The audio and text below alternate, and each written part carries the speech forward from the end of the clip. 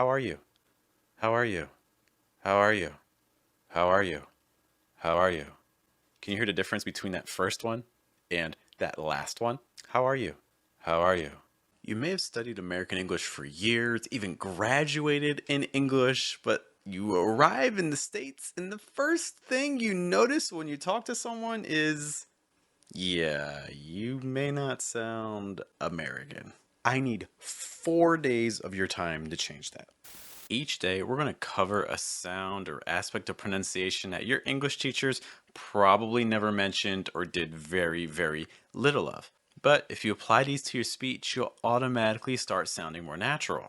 Our topic for day one? Placement. Never heard of it? Well, I have a question for you then. How do you say E. Now, if you speak many other languages in the world, you're probably getting something closer to like E or E. But if you ask an American to say it, you're much more likely to hear E. Do you hear that difference? Now, I've already covered placement for individual words lots of times, so you can check out this playlist here for more information about basic placement. For now, though, I really want to take a look at placement At the sentence level. We're going to do this by taking a look at a sentence that you have already said hundreds, maybe thousands of times in your own life. how are you?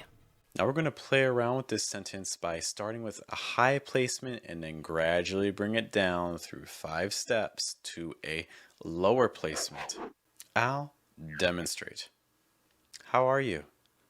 How are you? How are you? How are you? How are you? Can you hear the difference between that first one and that last one? How are you?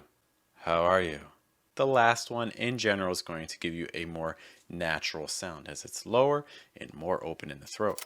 Try doing that on your own and record yourself because you may be surprised at what you hear. How about this sentence?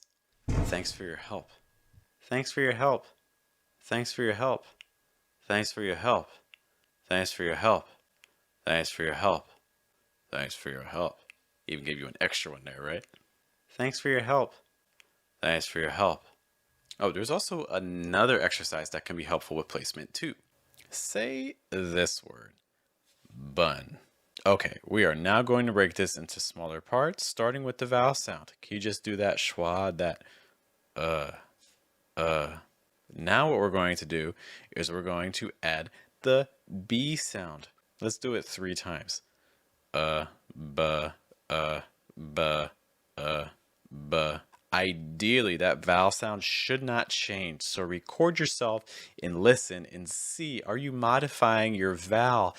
Is it saying b, or is it saying ba? Notice that that's a different sound, right? So don't shift your vowel. As you get more comfortable with that, you can do that same exercise, but remove the pauses, like this.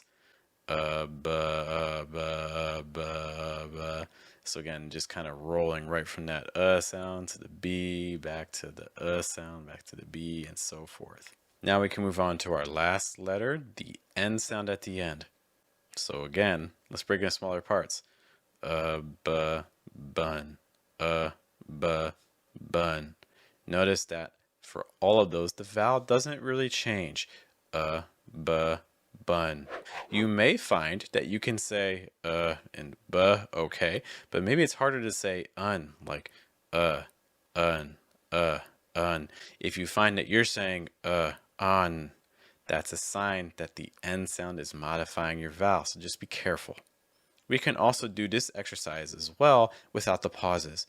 Bun. The other thing I want you to be paying attention to is notice how weak my B sounds and my N sounds are. American English is focused on the vowels, so really tried to hold those, make those the dominant sound.